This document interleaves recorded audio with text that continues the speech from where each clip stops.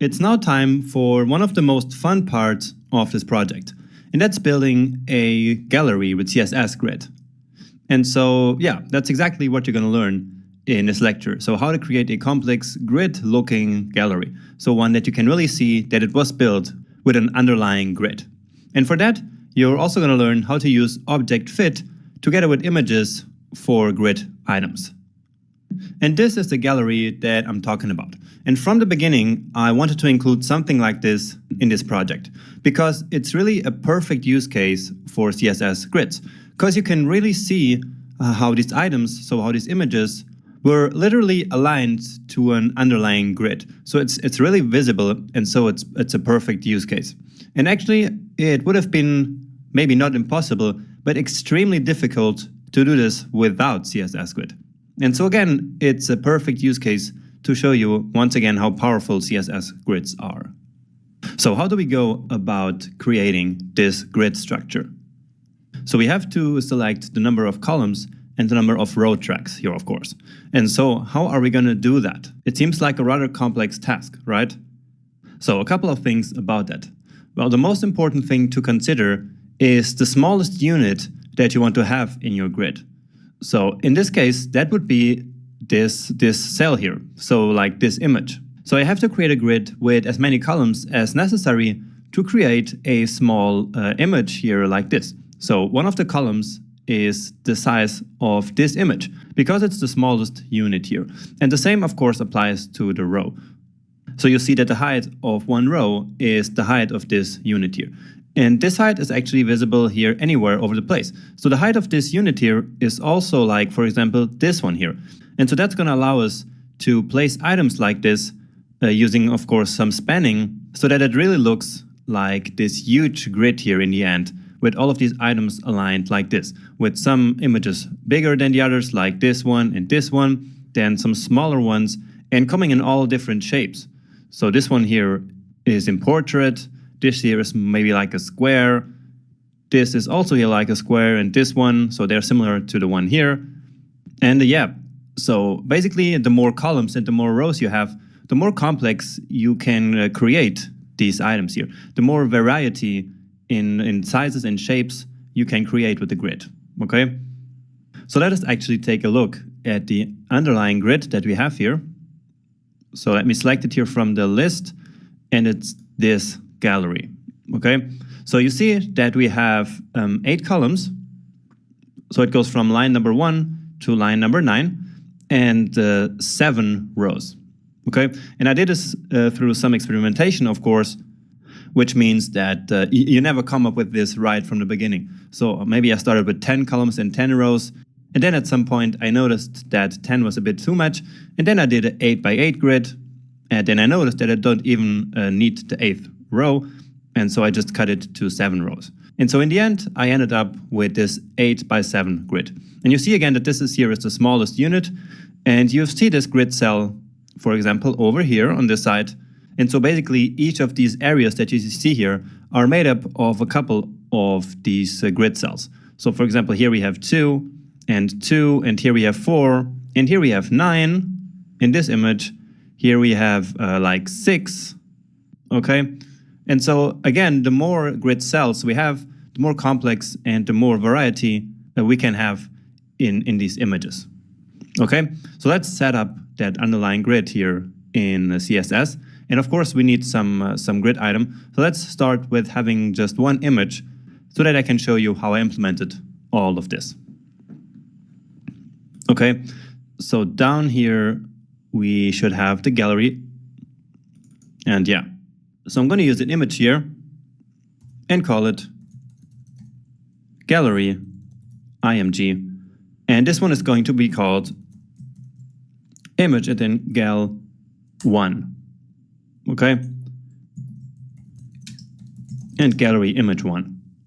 And actually we're going to change this here later, but more on that a bit later. Okay, so we can close our homes now and open the gallery file, which is this one. So let's get rid here of this background color, set display to grid, and then add our rows and columns. So grid template columns, And as I mentioned, I made 8 columns, and all with the same size, of course, occupying the entire grid container. And then the rows. So template rows. And remember I said that I have 7. And now what about the height of each of them? So let me show that to you. So what happens when I resize this here? So you see that each of these cells here actually maintains its aspect ratio perfectly fine, right? And so what that means is that the height of these rows is somehow tied to the viewport width, right? And the easiest way to do that is to simply use the viewport width unit, okay? And so that's exactly what I did. And so we have 7 columns, each one with the height of 5 viewport width. And so again, I experimented with these heights, and I came to the conclusion that 5% of the viewport width is the perfect size for the height. Now we of course could have done this in a different way, and that is to basically preset the height of this row. So I mean of this entire row. So basically preset the height of the row that contains this gallery container, and then we could have used the FR unit here as well. And so that would have then divided equally the height of the container by the number of rows. Okay, I hope that doesn't sound too confusing, but I think it's actually a bit more straightforward to do it like this. So using the viewport width unit, and so then that will define the height of this gallery item here, which will then in turn define the height of the row of our overall layout. All right, so let's take a look at that. And so here we go. Maybe I shouldn't have removed the background color here. And actually, yeah, I shouldn't have, because this was actually the correct background color for this element. So let's get it back. And I think it was, yeah, I think it was this one. And yeah, okay. Now let's just quickly add another one. So gallery number 2, just so that we see how they look like side by side. But I see that they're not really side by side. So let's actually check out what we have here. And now that's really weird. For some reason, we have 2 columns and our grid container is way too big. So I'm not sure what's going on here. So like this page is really huge now. But I don't really have an idea why that is happening. So let's inspect element. And it tells me that the gallery is 2000 pixels wide now, which doesn't make much sense. So let's maybe add this page in Google Chrome to see if this is maybe a bug with Firefox. And so I'm just going to copy here the address of our page and open Google Chrome. Pasting it here, and we see that our site looks good here actually too in Google Chrome, and so that's good to know. And all right, so now I see what's going on here, and it's because these images are huge. Okay, so for some reason in Firefox it doesn't show up like this. The images are actually quite small, but this shows me why the grid container is so big right now.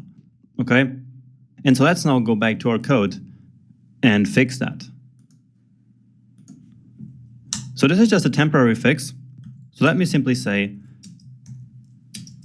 that I want all of the child elements to have a width of 100%. So that should fix it. And indeed, here we go. So that is much better. And now, well, actually there's still something going on here. I'm not sure what's that, but it's no problem. I'm sure that if I reload the page or something, then that's going to disappear. Or if not, it's going to disappear later at some point, I'm sure. Now remember the talk that we had earlier about images as grid items, right? So down here, so up here actually, we had the same thing. So we had images as grid items. And remember that these images, they have an intrinsic aspect ratio. And because of that, they don't really fill the grid cells that they are assigned to, right? So you see that this image here, it's not really filling up just one of these cells, but instead it really overflows it and stretches as much as it has to in order to keep its intrinsic aspect ratio. And the same, of course, with this one. Now, this is going to create huge problems here for our gallery because these images actually don't have the same aspect ratio, and so therefore this will create a very messy looking gallery, not exactly like we want it to be. And if we add a gap here to our grid, then that's going to make it even worse.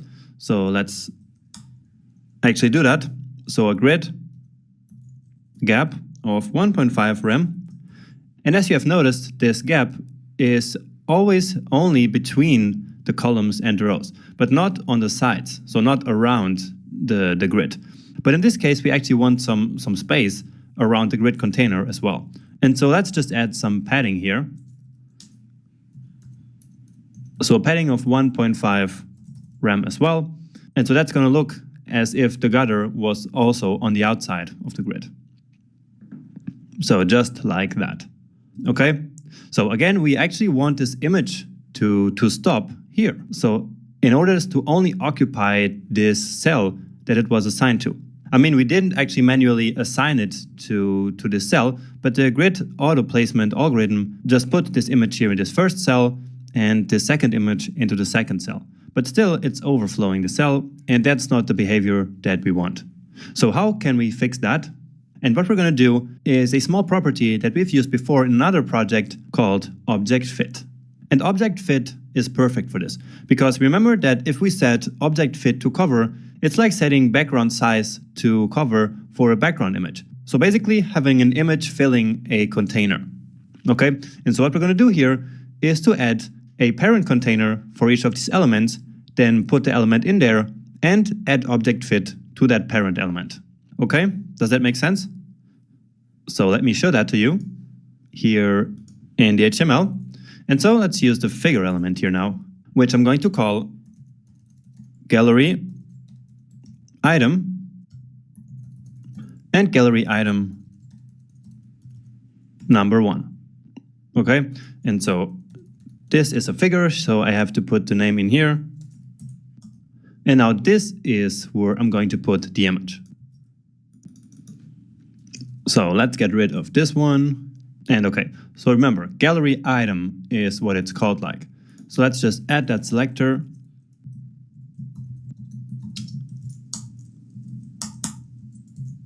And then for the image as well. And so we actually want the image to have the width of 100%. Right? So let's take a look at that now. And for now, of course, it's still the same. But now it's no longer the image that is the grid item, but the figure element. Okay? And so now let's then actually use the object fit property. And we have to do that here on the image element. So object fit set to cover. Now this is only going to work if you set both the width and the height. Okay? So I once tried making this work for half an hour and it didn't work until I discovered that I have to manually set both the width and the height. So let's just set the height to 100% as well. And so with that, we're good to go. And actually, I'm also going to set the image to a block element. So display block, because otherwise it always has these weird small white space after it, because it's treated like an inline element, and so it's like it's text. Okay? And so that should fix it. And indeed, it does. And so now that part that was overlapping the figure element is now gone. Let's actually take a look at that. And so you see that the figure is right here in the grid cell, and then the image is in there. And it's now only the height of the parent element itself. And that's again because of the object fit property set to cover. Okay? So let's now actually position this item. So this is the number 1. So grid row from 1 and span 2.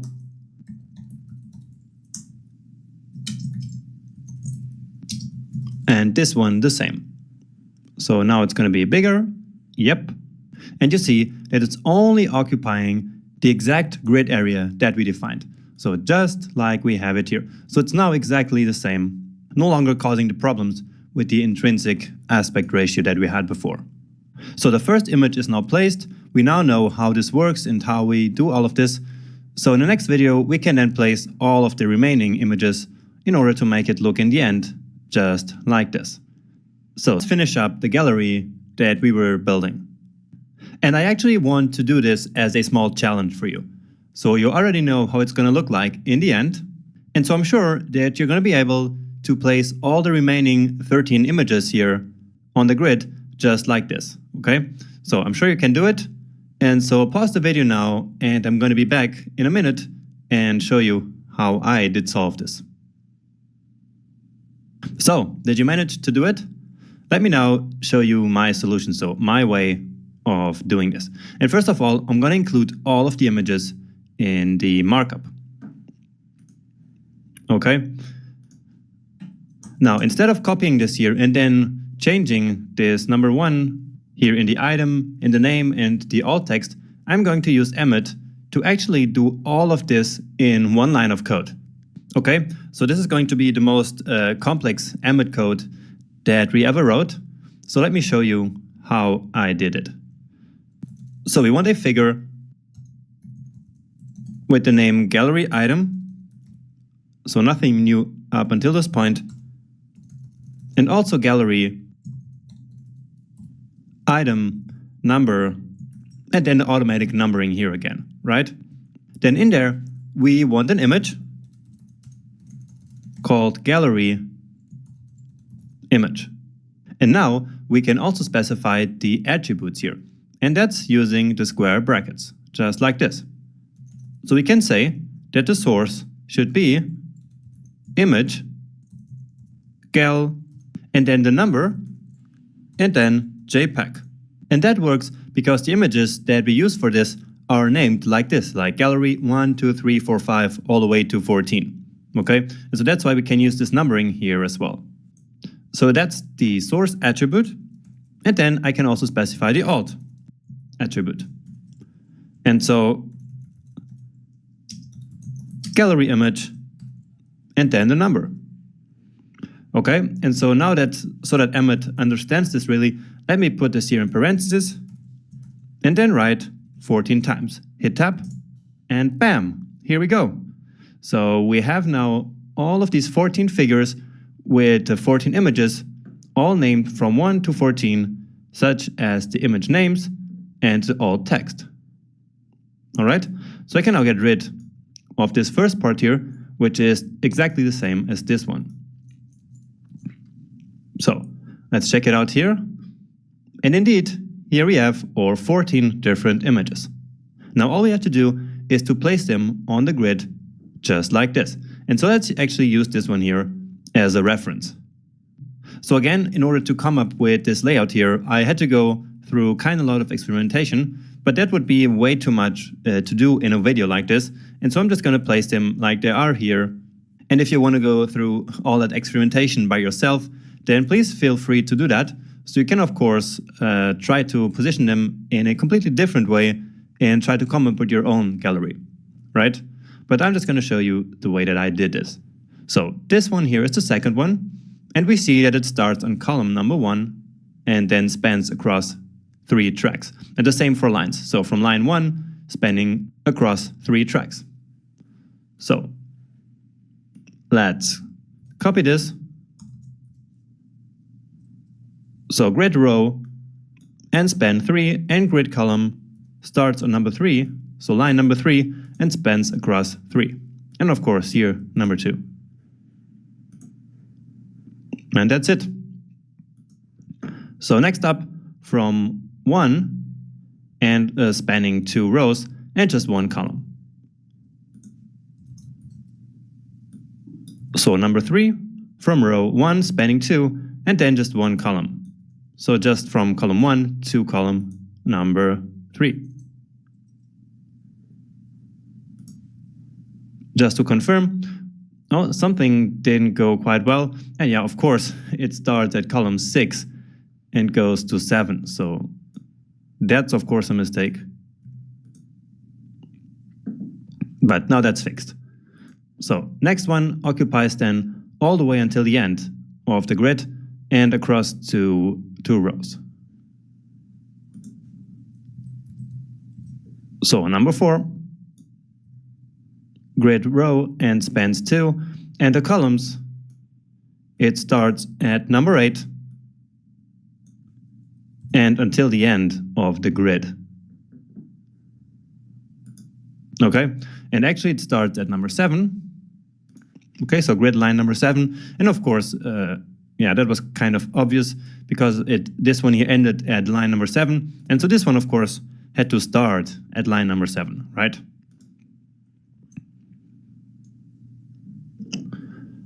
So next one then here starts at line number 3 and goes all the way to line number 6. So it spans across 3 rows and spans across 2 columns, right? And so now you can actually see how useful it is to use these Firefox DevTools for Grid, because without it, we would have like a hard time, of course, visualizing this grid and then also keeping track of the line numbers, right? So it's really great by Mozilla that they did it like this. Okay, starts at grid row number 3 and spans across 3, and the columns, I think it's good like this.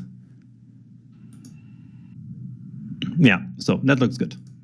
Next one, we have this one here with the pool, and it starts at number 4, spanning 2 rows, and starts at column number 3, spanning 2 as well.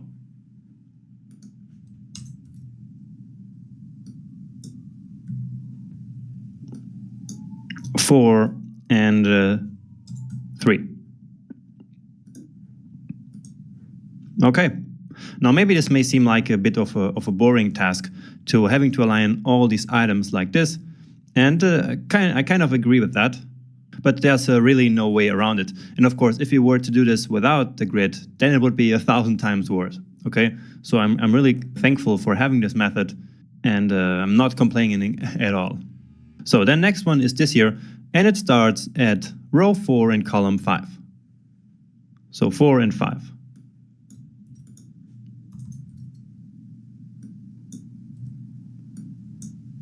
Four and 5, and actually 4 and 5 here, and it's only one cell, and so that should work. Yeah. Next up, there's this one here, starting from row 3 and column 6.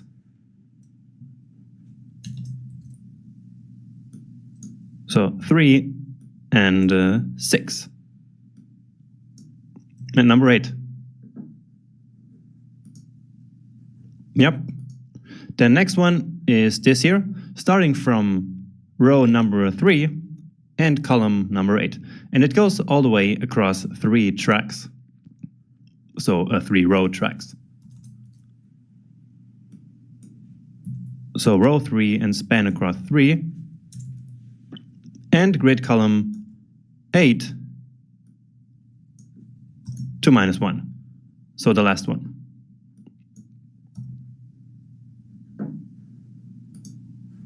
So perfect again. And only 5 more to go. So the next one is this one here. So row number 6 spanning 2 row tracks.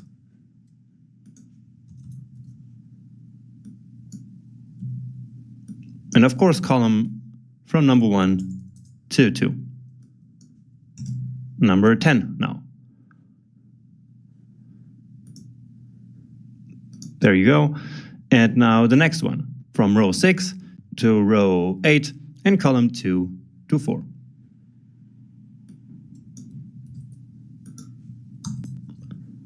So 6 and 2 spanning 2. I believe. And yeah, kind of. It's number 11 here, of course. Yeah, so that's better. And now we can already see how the next ones will be. So the next one is going to fill up this remaining space.